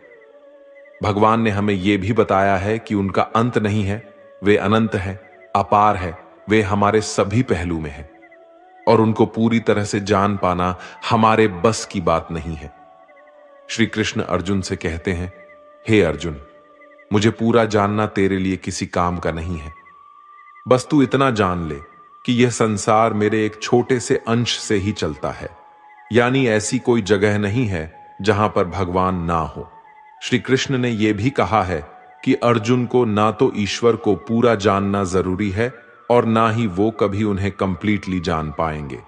मित्रों, अगर हम इसे अपनी लाइफ में इस तरह से रिलेट करें कि जैसे भगवान ने कहा है कि मैं अनंत हूं और तू उतना ही जान जितना तेरे लिए आवश्यक है, बिल्कुल उसी तरह से आपको भी अपनी लाइफ में उन चीजों में अपने टाइम और एनर्जी वेस्ट नहीं करनी है जो आपके लिए आवश्यक नहीं है, जो आपके कर्म से हट करके है। केवल आपके वास्तविक कर्म से जुड़े चीजों में ही अपना ध्यान लगाए, जिससे सफलता और मानसिक शांति प्राप्त हो सके। अध्याय 11, विश्व रूप दर्शन। इस अध्याय में भगवान श्री कृष्ण अर्जुन को अपने दिव्य रूप का दर्शन कराते हैं। यह दृश्य अर्जुन को भगवान की महानता और अद्भुत रूप का अनुभव कराता है। इसमें भगवान के विराट रूप के बारे में हमें जानने को मिलेगा। अर्जुन श्री कृष्ण से कहते हैं, हे कृष्ण, आपके दिए हुए ज्ञान से मेरे सारे संदेह दूर हो गए हैं, लेकिन अगर संभव हो तो मैं आपका महान रूप देखना चाहता हूं। तो श्री कृष्ण कहते हैं, हे अर्जुन, परंतु इन मानवों की आंखों से ये सब नहीं देख पाएगा तू, इसलिए मैं तुझे ये सब देखने के लिए दिव्य नेत्र प्रदान करता हूं। मित्रों, इसके बाद जो अर्जुन ने देखा उसके वास्तव में कल्पना भी नहीं की जा सकती है। ईश्वर का ना तो कोई आरंभ था और ना ही कोई मध्य और ना ही कोई अंत था। उस रूप से इतना प्रकाश निकल रहा था जितना हजारों सूरज भी मिल जाए तो भी उतना ना निकल पाए। अर्जुन ने कई संसार को श्री कृष्ण में समाहित होते हुए देख पाए। फिर अर्जुन ने हाथ जोड़ते हुए श्री कृष्ण से कहा कि है परमात्मा, मैं आपके शरीर में सभी देवों को, सभी मनुष्यों को देख पा रहा हूं, लेकिन आपके शरीर का तो ना कोई आरंभ दिख रहा है, ना कोई मध्य है और ना ही कोई अंत। आप में हर तरह के अस्त्र शस्त्र है, हर तरह के प्रकाश और सूर्य है। स्वर्ग और धरती के बीच का पूरा आकाश मानो आपसे ही भर गया है। कई देवता के समूह आप में प्रवेश कर रहे हैं तो कई लोग भयभीत होकर हाथ जोड़े खड़े हैं। आपके अनंत हाथ, पैर, पेट, आंखों वाले मोह रूप को देखकर समस्त सृष्टि सहित मैं भी व्याकुल हो रहा हूं। यहां तक कि मैं पांडवों को और कौरवों की पूरी सेना के महान योद्धाओं का अंत होकर आप में जाता हुआ देख पा रहा हूं। आपके ये विकराल रूप इस संपूर्ण ब्रह्मांड को अनंत ऊर्जा दिए जा रहा है कृष्ण, इतने रूपों में आप कौन से हो? अर्जुन कहते हैं, हे कृष्ण, इतने रूपों में आप कौन से हो? मैं आपको कैसे पहचानूं? फिर श्री कृष्ण कहते हैं, मैं तो हर जगह हूं और मैं ही समय हूं। इन सभी योद्धाओं की मौत को पहले ही लिख चुका हूं। तू तो सिर्फ इनकी मौत का कारण है, मारने वाला तो मैं ही हूं। यह सुनकर अर्जुन के चेहरे पर थोड़ा डर दिख रहा था, पर अर्जुन धैर्य के साथ बोले, है परमात्मा, आपका यह रूप देखकर अब मुझे पता लग गया कि क्यों योगी महर्षि देवता जैसे ही आत्मा है आपका पूजन क्यों करते हैं। आप तो सत्य और असत्य से भी ऊपर हो। आपके इस रूप की व्याख्या करने के लिए मेरे पास शब्द ही नहीं है। आप ही इस संसार के पालनकर्ता और विनाशक हो। आपको हर दिशा से नमस्कार है, स्वीकार कीजिए, क्योंकि ना तो कोई आपका आदि है और ना ही अंत। आपको कोटि कोटि नमन। हे प्रभु, मुझे भय है कि मैंने अज्ञानता में आपको मित्र कृष्ण कहा है और कई बार लोगों के सामने आपका मजाक भी उड़ाया है। मुझे आपके इस सत्य का पता नहीं था, इसलिए अगर संभव हो तो आप मुझे क्षमा कीजिए। जैसे पिता पुत्र को क्षमा कर देता है, उसी तरह आप भी मुझे क्षमा कर दीजिए। हे प्रभु, आपके इस रूप को देखकर मैं खुश भी हो रहा हूं और मैं भयभीत भी हूं। अतः कृपा करके आप अपना प्रसिद्ध चतुर्भुज विष्णु रूप के दर्शन दीजिए, जिसमें आपके मुकुट, चक्र और गदा के साथ आपको देखने की अभिलाषा है। फिर श्री कृष्ण कहते हैं कि हे अर्जुन, मैंने तेरे आग्रह पर वो रूप दिखाया है जिसको आज तक कोई मनुष्य नहीं देख पाया है और ना ही कभी देख पाएगा। तू मेरे इस रूप को देखकर इतना व्याकुल मत हो जाना और भयभीत भी मत हो जाना। और अब तेरी ये इच्छा भी पूरी कर रहा हूं, अब तू मेरी चतुर्भुज विष्णु रूप देख। भगवान श्री कृष्ण ने इस प्रकार से अपना चतुर्भुज रूप अर्जुन को दिखाया और उसका साहस बनाया और अनंत रूप से अर्जुन की व्याकुलता को भी दूर किया। अब अर्जुन कहते हैं कि हे कृष्ण, अब मैं आपके इस रूप को देखकर मुझे तृप्ति मिल गई है। तो फिर कृष्ण बोले, अर्जुन, जो चतुर्भुज रूप तुमने अभी देखा है, उसे देखने के लिए तो देवता भी कामना करते हैं। इस चतुर्भुज रूप को किसी भी यज्ञ, दान, तप और वेद से देखा जा सकता है। परंतु अर्जुन, जो तेरी तरह मेरा परम भक्त है, वो अंत में मुझे ही प्राप्त होता है, इसलिए ये रूप तुम देख पाए हो। मित्रों, गीता के इस अध्याय से आप आज के टाइम में भी ये सीख सकते हो कि अगर हम सच्चे मन से मेहनत करते हैं तो कई बार सफलता को पाने के बाद हमें लगता है कि हमने इतनी मेहनत कर ली, और जब सफलता आती है और तब लगता है कि ये तो ज्यादा ही मिल गया, मैंने तो इतना मेहनत नहीं किया था। और मित्रों, यही महान लोगों का एक सद्गुण होता है कि वो मेहनत तो करते हैं, लेकिन उनको यह भी आभास नहीं होता कि कितनी मेहनत कर लिया उन्होंने। यही महान लोगों की महान सोच होती है। अध्याय 12, भक्ति योग। इस अध्याय में भगवान हमें बताते हैं कि भक्ति के माध्यम से ही हम उन्हें प्राप्त कर सकते हैं। हमें भगवान के प्रति विश्वास, प्यार और समर्पण दिखाना चाहिए। इससे हमें यह सीखने को मिलता है कि हमें भगवान के प्रति भक्ति और प्यार बढ़ाने का प्रयास करना चाहिए। जो व्यक्ति हर तरह के सुख और दुख, वस्त्र और मित्रता, लाभ और हानि, मोह और इच्छा, हर तरह के मौसम से दूर रहता है और सभी प्राणियों को एक समान नजरिए से देखता है, और जो अपने मन और इंद्रियों को पूरी तरह से वश में रखता है, वही परम आनंद को पाता है। जो निंदा और प्रशंसा को एक समान समझता है, किसी भी स्थान पर किसी भी आहार के साथ रह सकता है, वो भक्त मेरे लिए बेहद प्रिय है। और उनमें से भी जो निष्काम भाव से अपने कर्म मेरी सेवा में लगाते हैं, वही भक्त मेरे लिए श्रेष्ठ है। इस अध्याय में हमें यह भी सिखाया गया है कि हमें अपने पूर्व अनुभवों से सीखने की कोशिश करनी चाहिए। एक छात्र या एक व्यक्ति जो अपने जीवन में कुछ महत्वपूर्ण करना चाहता है, उसे कम खाना चाहिए और हर प्रकार की भावनाओं के साथ होना चाहिए। खुद के लक्ष्य को कैसे प्राप्त करना है, केवल यही सोचना चाहिए, और यह तभी प्राप्त हो सकता है जब हम भगवान के प्रति विश्वास, प्यार और समर्पण करते हैं। अध्याय 13, क्षेत्र क्षेत्र विभाग योग। इस अध्याय में भगवान हमें आत्मा और शरीर के बीच के अंतर की बात करते हैं। हमारी आत्मा शरीर के परे है और हमें इसे समझना चाहिए। यह हमें सिखाती है कि हमारे शरीर से भी ज्यादा हमारी आत्मा ज्यादा असली है और हमें इसके साथ मिलकर जीना चाहिए। इस अध्याय से हमें यह ज्ञान मिलता है कि कैसे हमारे कर्मों के परिणाम की रचना होती है। श्री कृष्ण हमें बताते हैं ये शरीर एक क्षेत्र है, जैसे कि खेत एक क्षेत्र होता है। खेत में हम बीज बोते हैं और उसके सही समय पर फल होता है। इसी तरह हमारे जीवन में भी हम कर्म के बीज बोते हैं और उसका सही समय पर हमें फल मिलता है। इसलिए शरीर को क्षेत्र कहा गया है। इस क्षेत्र और क्षेत्रज्ञ के ज्ञान को विभिन्न तरीकों से विद्वानों द्वारा व्याख्या किया गया है, जिसमें 5 महाभूत, मन, बुद्धि, अहंकार और सभी इंद्रियां शामिल है।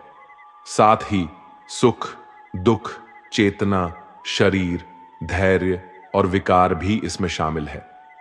श्री कृष्ण कहते हैं, परम ज्ञान क्या होता है, इसका उत्तर मैं तुझे दूंगा।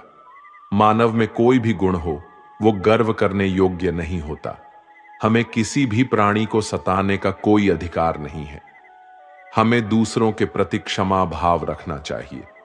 हमें गुरु की सेवा करनी चाहिए। हमारी मन और वाणी में सरलता होनी चाहिए। हमारे मन और सभी इंद्रियों को पूरी तरह से नियंत्रित होने चाहिए। हमें खुद को किसी भी भावना में नहीं बहने देना चाहिए। हमें संतान, जीवन साथी, घर और धन में मोह नहीं करना चाहिए। हमें अच्छे और बुरे में समान भाव रखना चाहिए और ऐसे लोगों से दूरी बनानी चाहिए जो किसी के साथ स्वार्थपूर्ण होते हैं।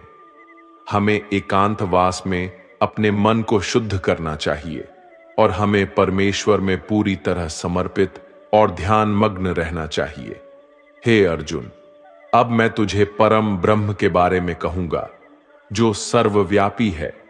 वो सब इंद्रियों के साथ भी इंद्रियों के बिना है और वो निर्गुण होकर भी सभी गुणों के साथ है। वो सभी सजीवों और निर्जीव में है। वो दूर भी है और पास में भी है, लेकिन फिर भी जानने में नहीं आता। वो है ब्रह्म की तरह जीवन उत्पन्न करता है, विष्णु की तरह है, पालन करता है और शंकर की तरह विनाश भी करता है। वो अलग अलग कालों में होते हुए भी एक जैसा लगता है और एक ही काल में भी अलग अलग तरह का होता है। ये माया का भी महामाया है, परम से भी परम है और सभी प्राणियों के साथ उनके हृदय में निवास करता है।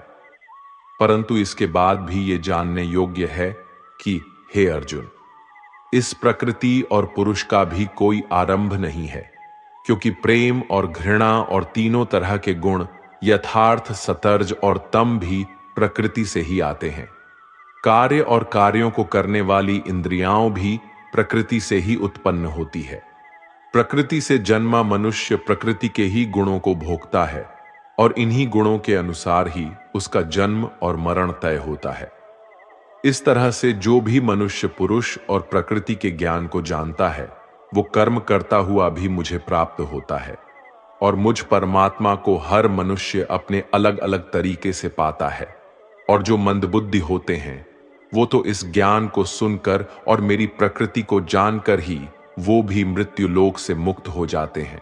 ये अध्याय हमें सिखाता है कि हमारे शरीर के बाहर हमारी आलसी, हमारी असली आत्मा है और हमें उसके साथ मिलकर रहना चाहिए। अध्याय 14, गुणत्रय विभाग योग, अर्थात गुणों का महत्व। इस अध्याय में भगवान गुणों के बारे में बताते हैं, सत्व, रजस और तामस के गुण। श्री कृष्ण कहते हैं, हे अर्जुन, अब मैं तुझे संसार के उन 3 गुणों के बारे में बताऊंगा जो आत्मा को शरीर से बांधते हैं और जिन्हें जानकर कोई भी मनुष्य मुझे पा सकता है। ये 3 गुण हैं, सत्व गुण, रजोगुण और तमोगुण। सत्व गुण सभी गुणों में श्रेष्ठ है और ये ज्ञान और सुख से जुड़ा होता है, कामना और आसक्ति से उत्पन्न होता है, जो कर्म और उसके फल में बनता है। रजोगुण मनुष्य को कर्म करवाता है और उसे अविचलित रहने नहीं देता। ये कामना और आसक्ति से उत्पन्न होता है। तमोगुण मनुष्य को बोझिल और मनुष्य को उसे आलस्य और निंद्रा में बाधित करता है। ये 3 गुण मनुष्य की प्रवृत्ति को प्रभावित करते हैं। जिस प्रकार सत्व गुण बढ़ जाता है तो मन में शांति और ज्ञान बढ़ता है, वही समय रजोगुण को बढ़ाता है। जब रजोगुण बढ़ता है तो मन में लालच और स्वार्थ का आभास होता है और तब तमोगुण बढ़ता है। तमोगुण में अंधकार होता है और व्यक्ति मनोबल के खोने का अनुभव कर सकता है। ये 3 गुणों को वश में कर जो व्यक्ति इन 3 गुणों के बारे में जानता है, तब वो अपने कर्तव्य को पालन करते हुए संसार से मुक्त हो जाता है और मुक्त होकर वो परम ब्रह्म को प्राप्त होता है। दोस्तों, ये तीनों गुण सभी के जीवन में महत्वपूर्ण है। अगर आप सकारात्मक परिणाम की कामना करके मेहनत कर रहे हैं तो यह निश्चित नहीं है कि आपको खुशी होगी या आप दुखी हो गए। इसलिए इस अध्याय से हमें यह सीखने को मिलता है कि हमें सत्व गुण को विकसित करना चाहिए, जो शांति और ज्ञान का प्रतीक है, जिससे हमारे जीवन में आध्यात्मिक उन्नति होती है और समय समय पर हम अपने गुणों की परीक्षा करके उन्हें सुधार सकते हैं। अध्याय 15 पुरुषोत्तम योग। इस अध्याय में भगवान हमें आत्मा की अमरता के बारे में बताते हैं। हमारी आत्मा हमारे शरीर से बड़ी होती है। श्री कृष्ण कहते हैं कि हमारा आत्मा अविनाशी है और इस संसार में हमारे कर्म हमारे भविष्य को प्रभावित करते हैं। हमें इस बारे में जागरूक रहना चाहिए और ये समझना चाहिए कि हमारे कर्मों के परिणाम हमारे अगले जन्म में हमें प्राप्त होते हैं। इसलिए हमें सत्वगुण, रजोगुण और तमोगुण को समझने और उनका संतुलन बनाए रखने का प्रयास करना चाहिए। आत्मा हमें मुक्ति की ओर ले जाती है और हमें अपने कर्मों को सावधानी से चुनना चाहिए ताकि हम सब कुछ सही दिशा में ले जा सके। इसी तरह से हम परम ब्रह्म की प्राप्ति कर सकते हैं और सभी व्यक्ति के अंतर्निहित परमात्मा को पहचान सकते हैं। इस अध्याय से हमें यह सीखने को मिलता है कि हमें सत्व गुण को बढ़ाने का प्रयास करना चाहिए और अपने अंदर के तमोगुण और रजोगुण को कम करने का प्रयास करना चाहिए, जिससे हम अपने जीवन में सफलता और आत्मा की मुक्ति की दिशा में आगे बढ़ सके। अध्याय 16 द्वासुर संपद्विभाग योग, अर्थात गुणों का विभेद। इस अध्याय में भगवान हमें दैव्य और असुरी प्रकृति के बारे में बताते हैं। दैव्य प्रकृति वाले लोग धर्म, सच्चाई और प्रेम को प्राथमिकता देते हैं, जबकि असुरी प्रकृति वाले लोग अहंकार, क्रोध और द्वेष की दिशा में आगे बढ़ते हैं। श्री कृष्ण कहते हैं कि दैव्य स्वभाव वाले लोग अपने मन को शुद्ध रखते हैं, परमात्मा को याद करते हैं और सुख दुख को समान भाव से सहते हैं। वे धर्म का पालन करते हैं और दूसरों को कभी कष्ट नहीं पहुंचाते। उनमें अहंकार नहीं होता और वे सबको बराबर मानते हैं। विरोधाभास, क्रोध, आसक्ति और अज्ञान से युक्त असुरी स्वभाव वाले लोग दुश्मनी करते हैं और लोगों को कष्ट देते हैं। वे धर्म का अनादर करते हैं और बुरे कर्म करते हैं। वे हमेशा मोह में रहते हैं। हमें समझना चाहिए कि दैव्य स्वभाव का पालन करके हम अपनी आत्मा को मुक्ति दिला सकते हैं, जबकि असुरी स्वभाव से हम मोह के बंधनों में फंस सकते हैं। इस अध्याय से हमें यह सीखने को मिलता है कि हमें दैव्य स्वभाव का पालन करना चाहिए और आसुरी स्वभाव से बचना चाहिए। इस अध्याय से हमें यह भी सीखने को मिलता है कि हमें सात्विकता का अनुसरण करना चाहिए और आपसी सम्मान, धर्म और शांति की दिशा में अग्रसर होना चाहिए। राजस और तामस की ओर नहीं बढ़ना चाहिए, क्योंकि ये हमें बंधनों में फंसा सकते हैं। अध्याय 17 श्रद्धात्रिय विभाग योग, अर्थात श्रद्धा का महत्व। यह अध्याय भगवद गीता का अहम अध्याय है, जो हमें श्रद्धा और धारण के महत्व के बारे में सिखाता है। श्रद्धा का अर्थ होता है विश्वास, और यह हमारे जीवन में अत्यधिक महत्वपूर्ण है। इस अध्याय में भगवान हमें यह बताते हैं कि हमें अपने कर्मों को ईमानदारी से करना चाहिए और अपनी धारणाओं में स्थिर रहना चाहिए। हमें भगवान के लिए आदर्श बनना चाहिए और विश्वास से उनका पालन करना चाहिए। इससे हमारे जीवन में सुख, शांति और सफलता की प्राप्ति होती है। श्री कृष्ण अर्जुन से कहते हैं, हे अर्जुन, हमें कर्मों को सही तरीके से करना चाहिए और उन्हें ईश्वर के लिए समर्पित करना चाहिए। श्रद्धा और हमारे पूर्व कर्म हमारे जीवन को पूर्ण बनाते हैं और हमें ईश्वर के प्रति प्यार और आस्था का एहसास कराते हैं। इसीलिए श्रद्धा से ही हम सफलता को प्राप्त कर सकते हैं और हमें हमारे कर्मों को ईश्वर के लिए समर्पित करना चाहिए। हमें अपने जीवन में सच्ची और दिल से आस्था बनानी चाहिए, क्योंकि वो हमें आदर्श और आदर देती है, जो अंततः हमारे जीवन को संवारती है। अध्याय 18 मोक्ष संन्यास योग। दोस्तों, इस अध्याय में हमें त्याग और संन्यास के बीच परस्पर संबंधों के बारे में बताया गया है, और इसलिए यह अध्याय बहुत ही ज्यादा महत्वपूर्ण हो जाता है, क्योंकि त्याग और संन्यास के रास्ते भी मोक्ष की प्राप्ति की जा सकती है। अब वो कैसे? चलिए इस अध्याय में जानते हैं। वास्तव में त्याग और संन्यास एक ही है। इस पूरे गीता ग्रंथ का सार आपको इसी विचार में मिलेगा, इसीलिए आपको इस अध्याय को ध्यान से सुनना चाहिए। अर्जुन ने सवाल किया, हे कृष्णा, मुझे त्याग और संन्यास के बारे में जानना है, कृपा करके इसके बारे में बताइए।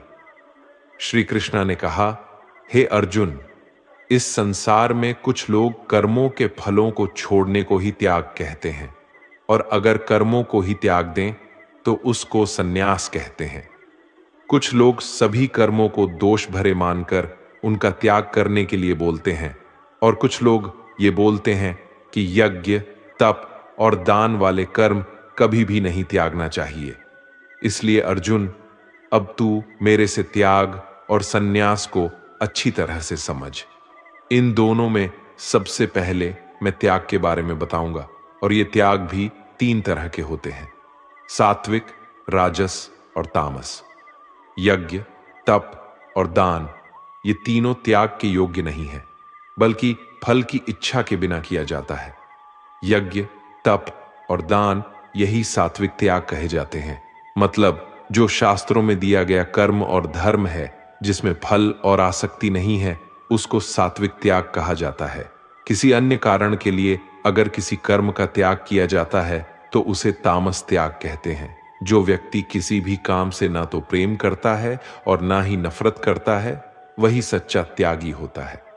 मनुष्य शरीर कितना भी प्रयास कर ले, वो फिर भी पूरी तरह से कर्म को छोड़ नहीं सकता, जैसे कि सांस लेना।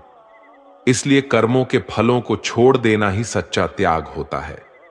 जो लोग कर्म फलों का त्याग इस संसार में नहीं करते, उनके कर्म फल मृत्यु के बाद भी उनका पीछा नहीं छोड़ते। इसलिए कर्मों के फलों को छोड़ देना ही सच्चा त्याग होता है। जो लोग कर्मों के फल को छोड़ने का ये मार्ग नहीं चुनते, उनके कर्म फल मृत्यु के बाद भी उनके साथ रहते हैं। इसलिए हमें अंततः अपने कर्म के फल की कामना को त्याग देना चाहिए। दोस्तों, अगर इस वीडियो ने आपके दिल को छुआ हो, या आपको गीता से कुछ भी नया जानने और समझने को मिला हो, तो कमेंट में प्रेम पूर्वक लिखिए, जय श्री राधे कृष्णा। इस ज्ञान की रोशनी को औरों तक पहुंचाने के लिए वीडियो को जरूर लाइक और शेयर करें। और अगर आप ऐसे ही आध्यात्मिक और प्रेरणादायक मार्गदर्शन से जुड़े रहना चाहते हैं, तो चैनल को सब्सक्राइब करें और बेल आइकॉन को दबाकर ऑल पर क्लिक करना ना भूलें। आपका एक छोटा सा समर्थन हमारे लिए बहुत बड़ी प्रेरणा है। धन्यवाद। राधे राधे।